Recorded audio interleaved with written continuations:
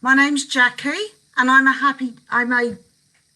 animal behaviourist, and I work with puppies and behavioural problems with dogs. I've got some lovely questions that have been asked to me this afternoon, and I've decided to go through them in the order that they've arrived. I'm just turning something off on my computer so that that's better. I've got pop-ups occurring. So the first question was Sally. Sally is rehoming a 4-year-old golden retriever, and she has cats.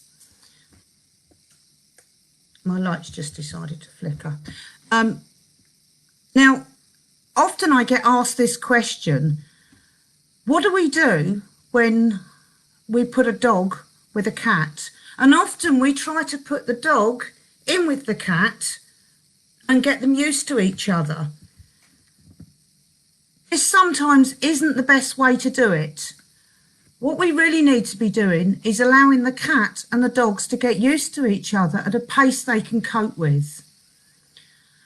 If your cat wants to run upstairs, they are curious, put a gate on and don't let your dog go up there. If your dog is used to, like this one, other cats, because your dog has got to get used to new cats, then your dog needs to be in the position that the cats have to be happy with the dog.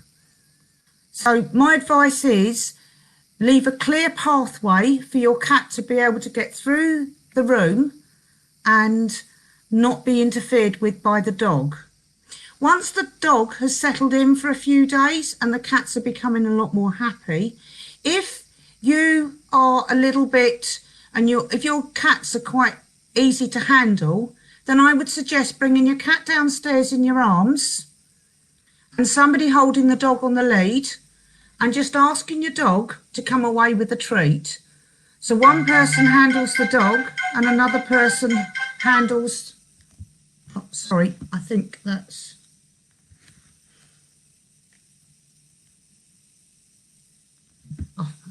sorry, I'm being spoken to by the people that are running this session. So I'm looking at my phone as the messages come through. So with a cat and a dog, what you need to be doing is, once they've got starting to get used to each other, never push it and never ask the cat to be involved with the dog when the cat's not involved. Over a couple of weeks, they will get used to each other. And if they don't, then it's time to bring a professional in. It might be something that you're simply not doing, or something that the dogs on the cat just aren't very happy with. So I hope that answers your question, Sally. I'll be more than happy, if you've got more questions, I'll be more than happy to unpack that a little bit more later on as the session goes through.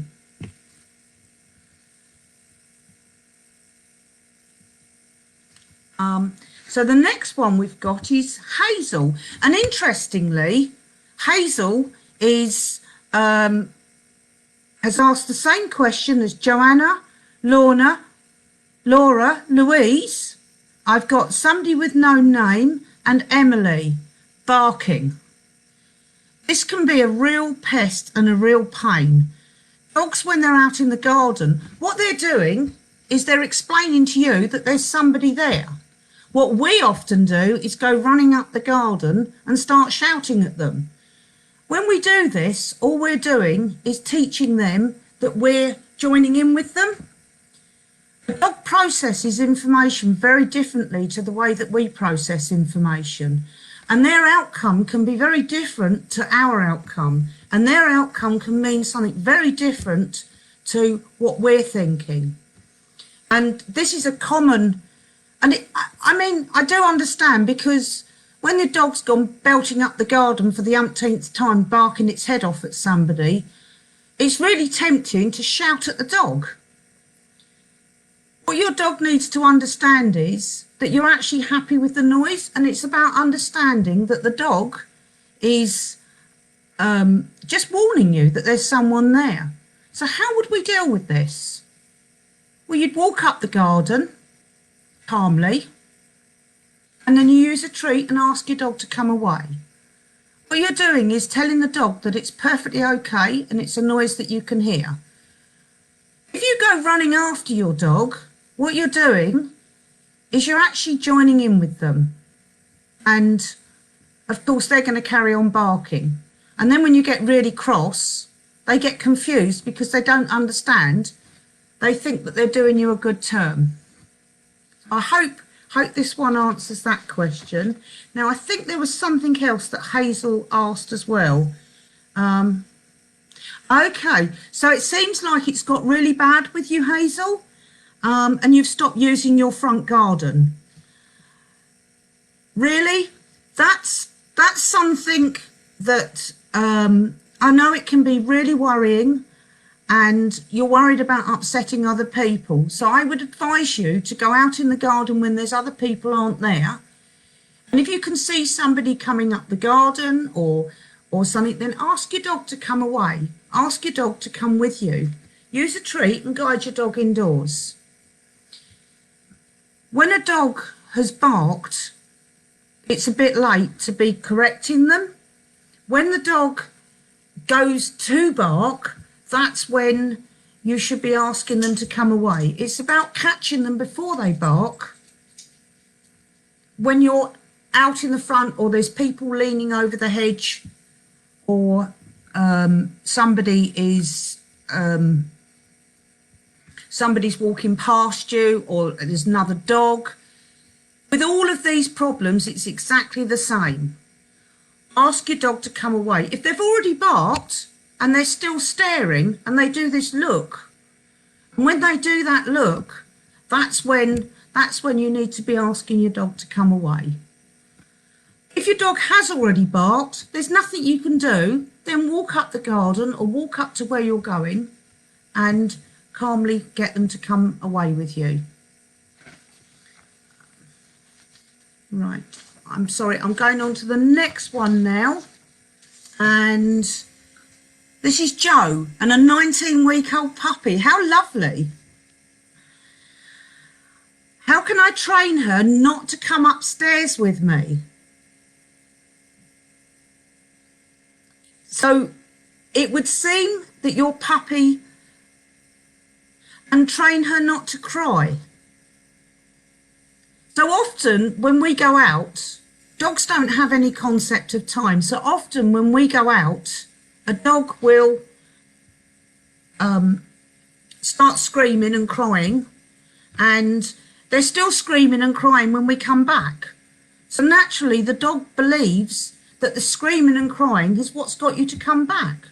And when a dog is missing its owner or its pack or its friends, it's quite natural when they get distressed to cry out for you. It's a natural instinct within the dog. And this comes from the medulla in the brain, the ancient part and the instinctual part of the brain.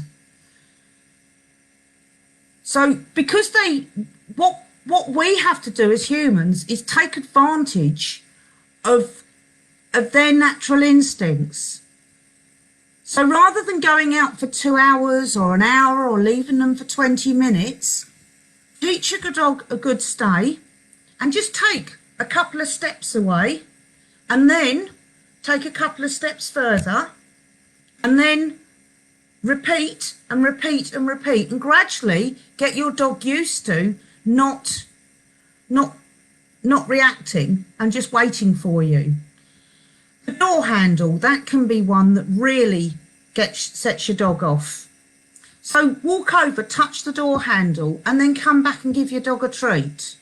So your dog's waiting for the treat and not waiting for you to walk out the door and not going into that state of mind. And then open the front door, walk out and come back in.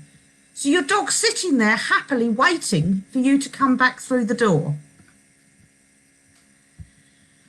I've only got a few minutes to explain each one because I've got lots and lots of questions. So I can't give you the full process of everything, but I'm going to give you a brief outlook and a brief understanding of how the dog's brain and how they process information. Once we learn how a dog processes information, then we can start working with the dog in a mannerism that they understand. Dogs are creatures of habit, and it's about creating the habits that we do want and not worrying about the habits that we don't want. So we have Melanie. I would like to teach my dog to back up when he's too close or back away from something. Again, it's about teaching your dog, rather than asking him to move away when he's already done it. It's about teaching your dog a good stay and teaching him when you go to do something to ask him to stay, and then you can move away from him. Again, gradually build up what you're teaching your dog. So you ask for a stay, you turn around, touch the work surface. You go back, you give your dog a treat. You go back to the work surface, do a couple of extra bits, and then go back. If your dog fails, then go back to square one. But you'll be able to get to, if you got to 5 minutes away, then you'll be able to get to 5 minutes much quicker. So they are learning, and they're learning all the time. Dogs they do go backwards. It's called spontaneous recovery, and they will go back. And spontaneous recovery is where a dog will go back to previous behaviours. And it's about reinforcing the good behaviours and not worrying about the bad behaviours, teaching your dog what you want them to understand and not worrying about what they don't understand. So Joanna, I think this one's a very interesting one. So when you go out, your dog starts to, you leave a treat and your dog goes out, and then you come home and your chew's still sitting there, and then your dog eats the chew. This is a really good example of they are creatures of habit. Your dog has somehow got the habit that when you put the treat down, the treat isn't to be eaten until you come back. And I think this is a fantastic example of creatures of habit. It wouldn't matter how long you went out, your dog would wait there for you to come back.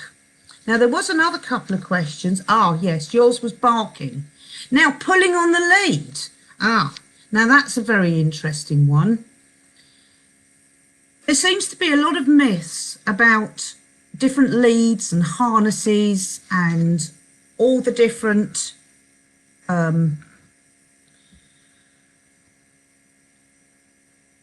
types of harnesses and what you should use. So today I've brought, I hope you can see this, I've brought a prop and I've brought a harness, and I'm going to hopefully explain the myth behind the harness and the lead and the collar. I never advise putting a collar around a dog's neck and then yanking on it. You are going to harm your dog. Also, your dog never learns from a harness or where they're able to pull. So I have my prop here. This is Bun Buns. And he's wearing a harness. But he will go into the, I used this one because I thought this was quite a good example. Now, if you notice on the front, Bun Buns has got it's got a little catch that you can actually clip the lead to. At the back of all the harnesses, you will see there's a clip at the back. If you have the clip on the back, your dog will naturally be able to pull you. He'll be able to put all his power into it. If you have got the clip on the front, what happens is you can turn your dog. When you pull on it, it turns your dog. So you're giving your dog a direction that you want to go. This is rather a cute little prop. I thought it worked nicely. Again, the harness, you need it to go underneath and it goes round the back. This is quite a simple one, and it's created by a company called Trixie. There's a lot of them on the market, But this one has got the thing at the front. And when you're getting a puppy, this is quite a good one because it's quite cheap. So it serves quite a good purpose. I'm going to do his harness back up again.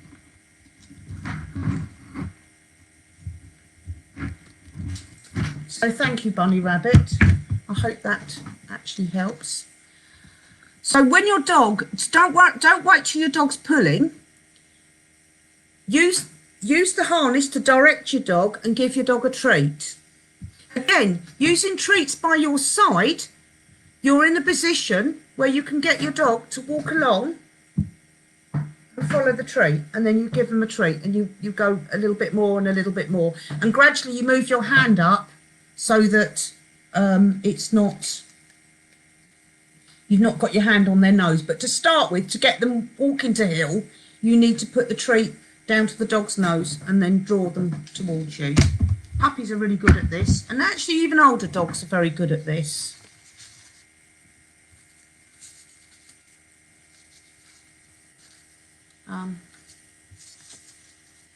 So we're on. Okay. Now, I understand this one here is Laura. Now, I know that you've said about barking, and so you've tried Thunder Vets, hormone calming collars, distracting with treats, toys during walks, but nothing seems to have worked. So with your dog, and this is something with any dog, if your dog's barking at other dogs, there's an area called the critical distance. And the critical distance is the area where your dog will start barking. So it might be that your dog starts, when you're out walking, it might be when your dog sees another dog at 20 feet away, or it might be 30 feet away, or it might be 10 feet away, where the dog starts barking. And what you do is you start at the 30 feet and you ask your dog to come away. So when they just look at the dog, and before they start barking, you then ask them to come away. And again, it's at the point where they look. It's not, don't wait till they start barking. Put my hair out of the way. Give your dog a treat and then move slightly forwards. And when your dog sees another dog, maybe just a couple of feet, ask your dog to come away with a treat. And keep doing this until you can get close up to a dog and your dog doesn't react. 9 times out of 10, when a dog's barking and they're barking at another dog, especially screaming, that it's a coping mechanism that they're using, and they just scream louder. And because they're creatures of habit, that habit just gets worse and worse and worse. And the dog just keeps screaming and screaming and screaming. So you need to start at a distance that your dog is safe and your dog is happy and not reacting to the other dog. And then gradually closing the gap between you and the other dog. Now we're on to, excuse me, I'm just trying to organise my paperwork here, which I'm absolutely lousy at. I could do with somebody here pointing out which bits I've gone to.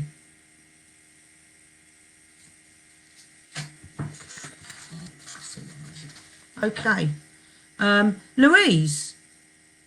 So again, this is barking with other dogs and barking when walking past other dogs. Again, create a bigger distance. Now, if you're in a road and you can't create that distance, then start on your footpath in your garden and wait for dogs to be going past. So you can keep your dog, get somebody to keep an eye out, and as somebody's coming up with a dog, then keep your dog focused on you. They are aware that there's another dog there. But what they are also aware is that you're asking them not to bark and not to react to the other dogs. Remembering they're creatures of habit So what you're doing is you're creating the habit you do want, which means you're getting rid of the habit that you don't want. I hope this has helped you, Louise. I'm sorry, I can't see any comments coming up. I think my Facebook is set not to see comments, and I'm a bit technophobic when it comes to Facebook Live.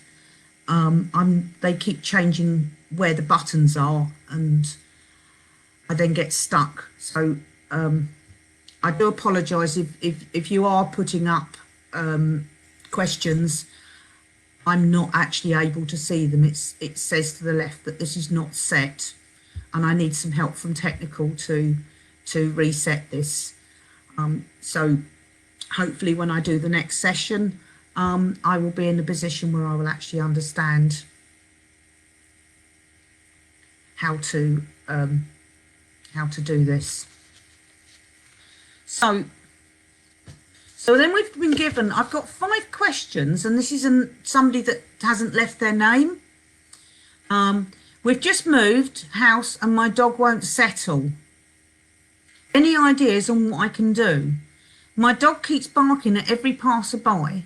I've tried to get him to stop, but he's relentless. Again, so you need to be starting, rather than him being up at the window, you need to be starting at a distance that he's comfortable at, and then gradually closing the distance and getting him more comfortable the closer he gets to people walking past. Quite often with me, it's easier said with me than done, and quite often I do understand that people really struggle, and I'm sort of quite limited here with I'm not able to give live demonstrations. I've actually got a dog in the background, so I might actually try and do that in a minute. And then my dog pees every time he sees someone he hasn't seen for a few days. And what's happening is your dog's getting overexcited, and it's a natural reaction that's occurring. And so when he sees somebody, what I would suggest is that it's nothing exciting. Again, use a treat and ask your dog to focus on you rather than focusing on the person that they've seen. And then once he's calm enough, give him a stroke. But as soon as he starts to get excited, move your hand away. How can I get my dog to like my best friend's puppy? She snarls at him, and it's really awkward when we meet up. Quite often, an older dog will be telling a younger dog off, and they won't be doing any harm. But depending on the personality of your dog and the way that your dog is, if your dog is normally not very nice to other dogs, then I would advise that you seek the advice of a behaviourist and don't try and do this at home on your own. If your dog's normally fine with other dogs, then quite often, if he's normally friendly and all right around other dogs, then puppies do tend to jump up in their faces, and older dogs will tell them off. It really doesn't, it's really not a problem. Puppies got to learn that they can't jump all over another dog's face. And the same as they can't do this with children, they have to learn it. When they come to us, they're like a blank template, and it's about us teaching them what they need to learn in life. If their mum was with them and their siblings, then that would be very different. I think I've got a... Okay, I've just got a question come through from, where's this? Heather.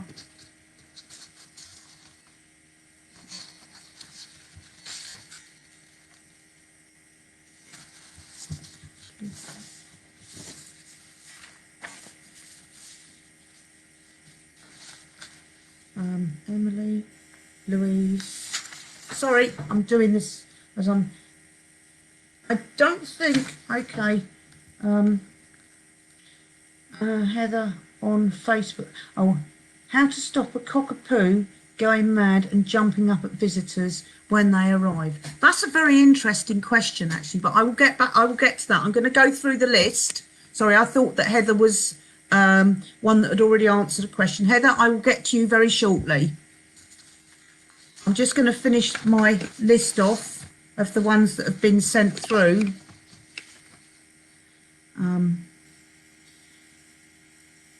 Okay, so Liz has asked top tips for safe child and dog interactions, which actually does answer your question, Heather, in a way. So when you get a puppy, it's up to the owner, and if you've got children in the house, it's up to you, mum and dad, to get your dog under control. Puppies are really excited and they want to jump up and they want to say hello and they start biting and mouthing. And when you first get them, you never think it's going to end, but it does.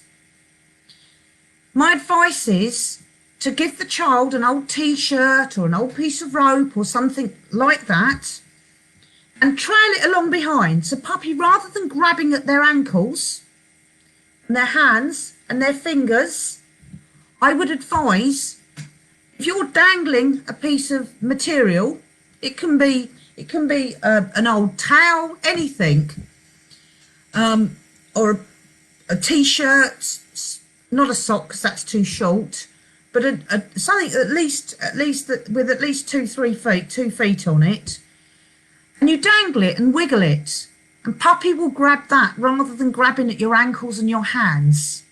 It doesn't mean your puppy's going to go on to doing this. It's a stage that they go through, and it's a stage where they're just learning. One of the things to remember, and I think this is, my glasses are I think are giving light off of there. Now I can't see anybody. So one of the things to remember when you get a puppy home, they have to be taught the rules and they have to understand what's being asked of them. And we use our hands to investigate everything. It's about understanding that a puppy uses their mouth to investigate everything. And until they've learnt to regulate their mouth and regulate their teeth, and of course these little needles can actually really hurt and they can do quite a bit of damage to a child. And they will jump up. And the natural reaction for a child to do is to jump away. And when a child jumps away, the dog's going to naturally grab more and more. So I always advise people, keep the interactions to a level where you're under control. I always advise getting a crate. Again, a crate comes in really, really handy. If your puppy is left to run around the house and investigate, the puppy doesn't realise you've just spent £3,500 on a brand new sofa. All it recognises, there's something that its teeth have caught on that's got your smell at the bottom of it where your ankles have gone, and it's something to investigate. And naturally, they'll grab and chew. So it's really important. And again, I always advise people, cushions have normally got the same content in them as what the soft toys have. And the squeaks that are in soft toys, well, the manufacturers seem to do very well out of them. The squeak inside, the puppy will often want to take the squeak out. If your dog's not a chewer, then that's not a problem. If your dog is a chewer, then you need to give your puppy stuff to chew on. If they're sitting on your lap, a rawhide chew will be fine, but never leave them. Now, we say about the choke factor. If your treat is that big and it's about that round, there's not much chance of your puppy choking on it. Rawhide chews, I advise, because I think they're really, really good. They go soft and palatable, and at 14 weeks, your puppy's adult teeth start to come through. And of course, this must be really painful on the gums. And so they're naturally going to want to chew things. And your hand is nice and soft and perfect for for relieving the gums. So a rawhide chew, if you get your dog into chewing on the rawhide chew, each time their teeth hurt, they will look for it. Again, have a toy box in the house and play with all the toys. Take the toys out of the box, put them back in the box. Get your smell all over them. Get the puppy interacting. When the puppy is enjoying interacting with the toy, chuck it back into the toy box. The puppy will naturally go back to the toy box and want to pull the toy out. Teach your children that while the puppy's young, don't leave your toys cut around, because they will become toys for the pup to chew on. And when you can't keep your dog supervised, use a playpen if nothing else, or have an area in the kitchen if your kitchen's safe, but do be careful because cupboards will get chewed. Some people use a utility area. When your puppy gets up first thing in the morning,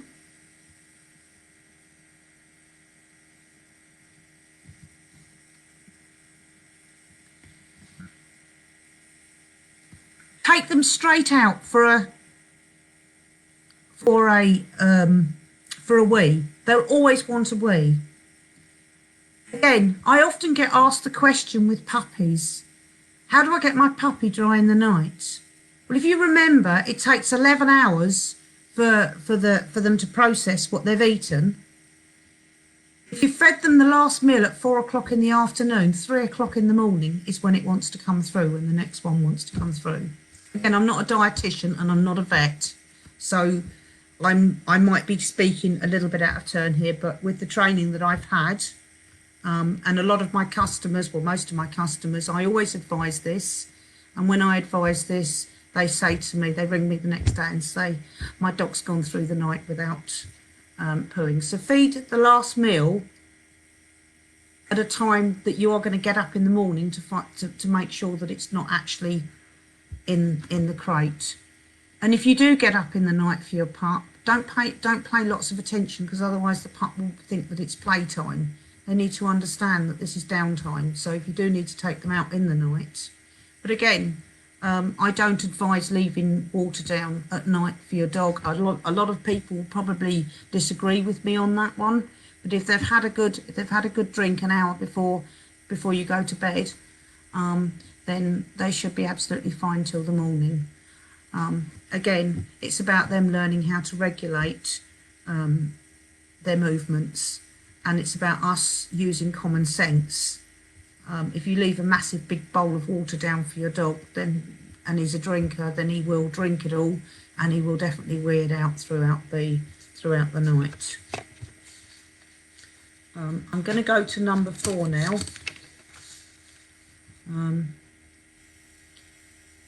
So one of the questions I've been asked is, what's a neat trick to teach a dog? So a neat trick to teach a dog. I think rollover's a really good one. Paw, I don't advise that one, because paw turns to jump, and you don't want your puppy jumping up. And if it puts one paw up, then the other paw will come up.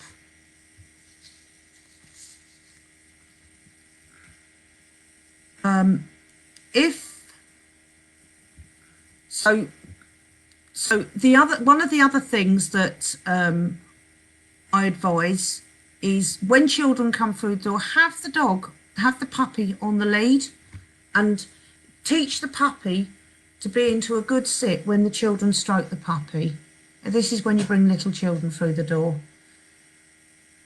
And wear your puppy out before somebody comes, and then the puppy will be tired, and of course then it'll start getting the habit of being stroked when people arrive at the house. I mean, everybody wants to pick them up and give them a cuddle, and I mean, that's one of the things that I really enjoy about my job, is that I get to give not just little puppies. I enjoy having a cuddle off of all the dogs that I meet.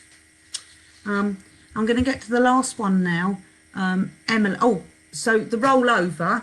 Sorry, I'm going to use my prop again. So if your dog's down on the ground, and you use the treat and you just gradually get them to turn their head, what happens is the axis, by the time you get to there, puppy will probably just go into a rollover. So you just literally ease the dog with the treat and just draw them out and give them, when they've moved their head an inch or so, pop a treat in and then get another treat, and then gradually, and moving your hand so it goes round this part, and then the natural thing is pup will roll over. Now, one of the questions I have also been asked is about once you've taught your dog to sit. Again, this is another question. I can't remember where that one came from, but I know that it's one. So once you've got your dog into a sit and your dog's sitting there waiting expectantly for their treat, just take longer and longer in between giving the treat. It's not about backing off for treats. It's about offering your dog a treat and letting them wait longer and longer between getting the treats. If they start barking, then you need to move away, get your dog into the sit again. Or if they start doing behaviour where they're attention-seeking behaviour, just move slightly, get your dog into the sit again, and again, just wait a couple of seconds longer before you give your pup or your dog a treat. And then you can move that on to stepping away and then stepping back in, and then your dog's starting to learn the wait command. I'm very different with the way that I train. I don't use voice commands. I know this sounds a bit weird, but it's not. The dogs can learn hand signals when you're speaking to them and you're giving voice commands and hand signals at the same time. The dog can get a bit confused. And again, I always say to people, don't use the word no, because it's a word that we use regularly in the house. If somebody says, do you want a cup of tea? You're going to say no. Do you want this? No. How does the dog know whether you're talking to the dog or whether you're actually so I teach people to use the word ah.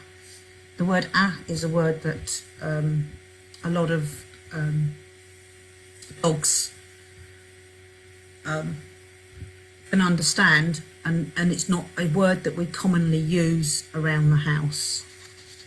Okay, so Emily, how do I stop my dog barking at the door, the neighbour's door? Well, we've done that one. The postman, again, that's a habit. So you need to be asking your dog to come away. If your dog's friendly, introduce him to the postman.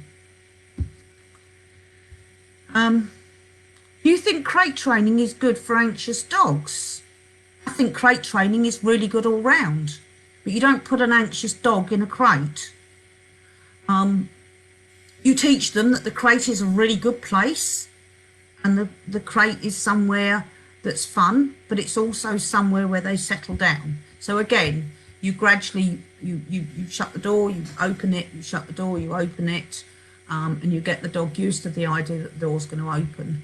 I haven't got time to go over the techniques of crate training, and I think that would be correct of me to actually try and do this on a live video like this without actually giving a demonstration of how to crate train your dog. And then we've got, what are the best ways to introduce a very anxious dog to children? And that is a very interesting question.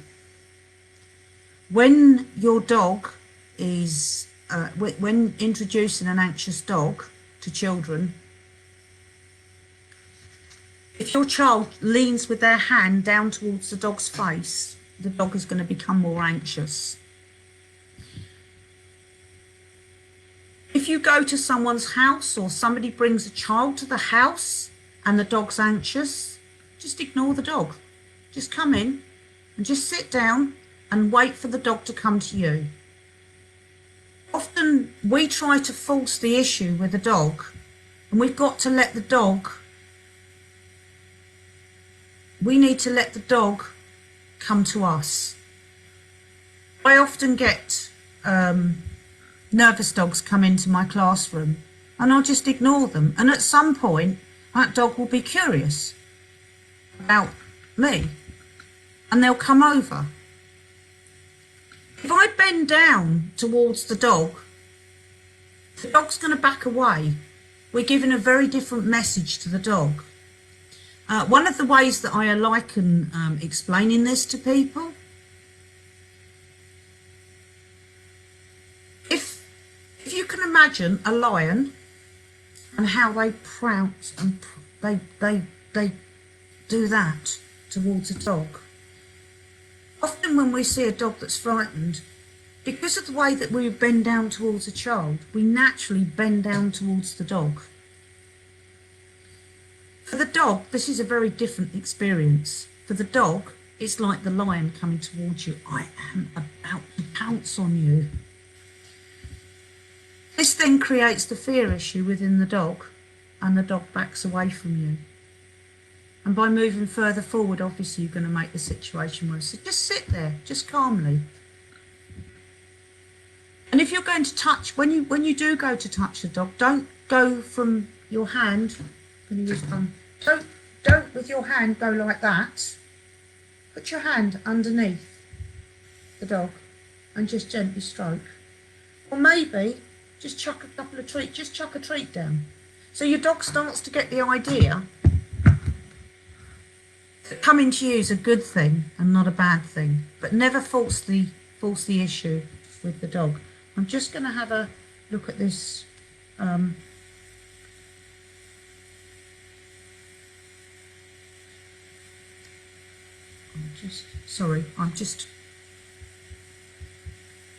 literally just reading some. Okay, so I've got time to just answer this last question. So how do we stop a cockapoo from going mad when people arrive? It's about teaching your dog. You need to teach your dog the sit, the down, the stay, and you need to be teaching your dog to focus on you rather than the people coming through the door. And the way that you would do that is with treats. And you'd need to stand there calmly and quietly. And again, this is why I don't use voice commands, because we've got this really bad habit of when we go sit, sit, sit, and we get louder and louder without actually realising. I'm hoping that I'm going to ask one of my dogs that's very calmly sitting here. I'm going to ask one of my dogs to come in. Come here. Oh, okay. Right.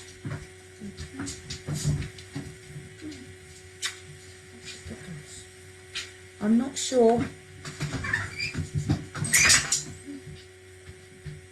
don't know whether. No. Go down a little bit. I think we're just about. Hello, you. Hello, you. Got two very well behaved dogs here. I don't think. When you go to visit, when you go to greet a dog, see this one is lovely. I don't think the camera's going to actually allow me to do this. Sorry, that was a bad idea. I didn't do a very good job of that bit there. I was going to try and demonstrate with a dog, but I think what I need to do is do maybe a couple of videos that can be put up on Facebook Live with the Royal Voluntary Service, and I can do a demonstration on how to. I can get a couple of videos showing how to deal with a loud and bouncy cockapoo as you come through the door, or whatever breed it is. They just really want to say hello to you. So I think I've run out of time, and I would like to thank everybody, and I'd like to thank my audience, and I hope that you found today's questions helpful. And I'm more than happy for you to keep sending questions in, and I will try to answer as many questions as I can. And if you have any questions on what I've gone over today, I'm more than happy if you go away from here and think, oh, I'd like to ask this, or I would like this unfolded for me, then I'm more than happy to answer your questions. From Happy Dogs Training and Jackie, I'd like to thank you very much. And I'd like to thank the Royal Voluntary Service for inviting me to do this session, and wishing you all a fantastic, lovely day.